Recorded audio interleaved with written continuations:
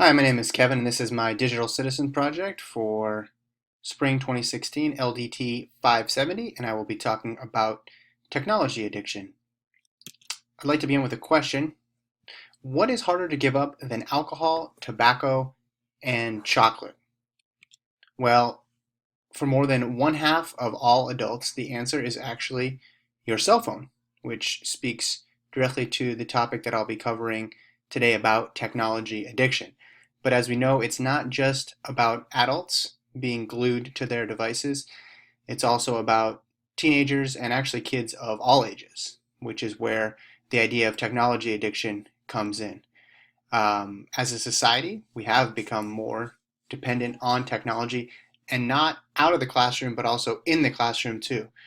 A lot of the great tools and all the innovations that have come up in the world of education are heavily reliant on technology. So, how do we find that balance between proper use and excessive use?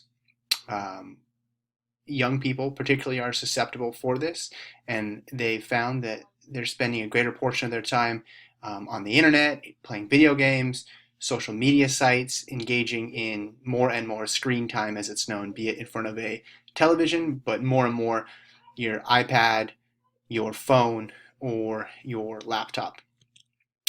So this presentation is directed towards parents or educators who are wondering more about this problem and possibly how to find some solutions to make sure that if their students in the classroom, how are they healthily engaging with technology, and also at home, how are they making sure they find a balance between using these devices for good and going overboard, perhaps. So that's what we'll be talking more in depth right now. So technology addiction, in the confines of this presentation, it's also referred to as internet addiction or digital addiction, but we're talking about a dependence on technological devices. Like I mentioned before, that might be the phone, that might be the iPad, that might be the computer.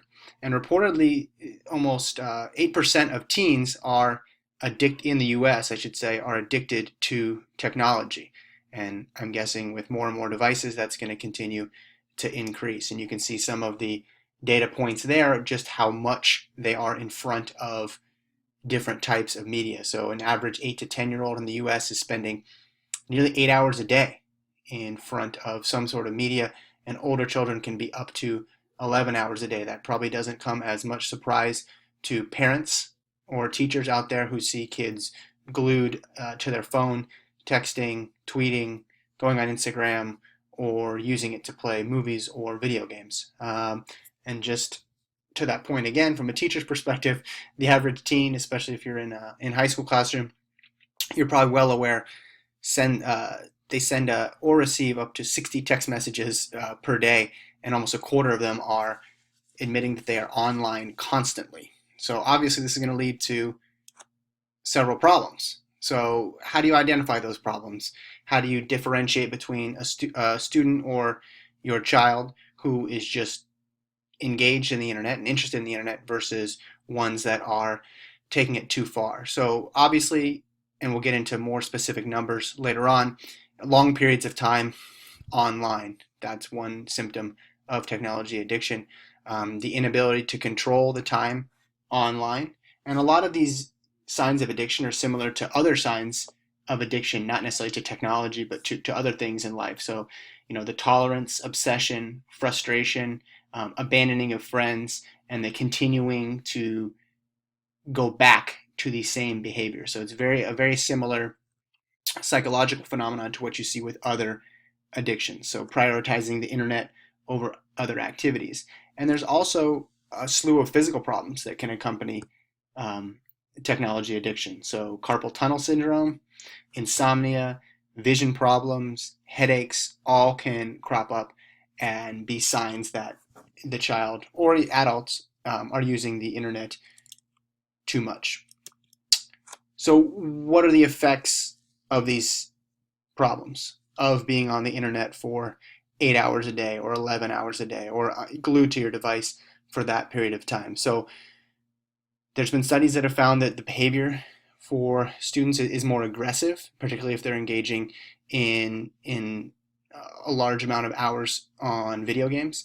Health, as we mentioned before, because less time outside, and also because there's a connection between vision problems and time spent online, um, and headaches and other issues like that. And also just people who are on a device aren't exercising as well too.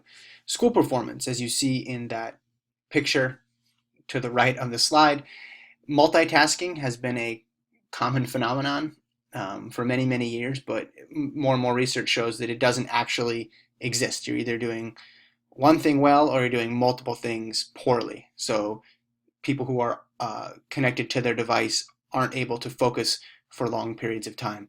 And social skills. As we know, a lot of times teens are online because they're using social media. So more and more research has developed about the influence that time on the internet, time on sites like Facebook and Twitter and Snapchat have on decreasing the student's ability to function in interpersonal relationships. And we mentioned the 7.5% of American children that have some form of technology addiction. In South Korea, the number is much higher, closer to 30%, and treatment programs have actually cropped up where students go to a camp where they can unplug because they have become so obsessed over technology, and they have time away from technology, hoping that that breaks the habit, and when they go back to their regular life in their community, that they're able to leave that in the past and have a more healthy relationship with technology. All that to say, there are solutions. There are solutions to fixing this problem and making sure students are able to differentiate between educational time with technology and recreational education time. So 2 hours per day is given as the one recommendation from the American Pediatrical Society. Uh, that's a good guideline to go off of based on the sources that I was able to research. Schools are using technology more and more, so obviously that would not include time that a student's using their iPad for educational reasons, but we're speaking more and more about the time that's used recreationally, so video games, so social media, texting, things like that. Um, as parents and educators, it's important to create time for one-on-one interactions, things that don't involve technology. It's not enough to just say, hey, put your phone away, but you need to create a space so that they don't feel that they need to do it in order to occupy their mind or to alleviate boredom. Uh, and the last point there, more importantly, particularly from a teaching standpoint, and I guess you could say a parent standpoint, is to model good technology behavior. So if it bothers you and you do not want the young person to be texting while talking and not making eye contact, then don't do that behavior in front of them. Model good technology behavior at all times. Try to show them that there's a time and a place to use it, but there's also times when it's much more important to have a face-to-face interaction and engage with the person or people in the room with you. So here's a list of great resources on technology addiction. Edutopia has a great list of links on its site.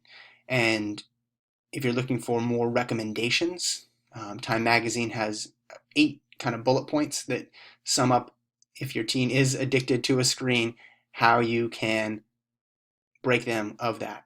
And if you're interested in the facts and figures about technology addiction, I threw a couple of them into the presentation, but there's many more, and they have stuff broken down by the types of social media sites that teens use. That last link is a great place to start. And I'll leave you on the last slide with the works cited for this presentation on technology addiction.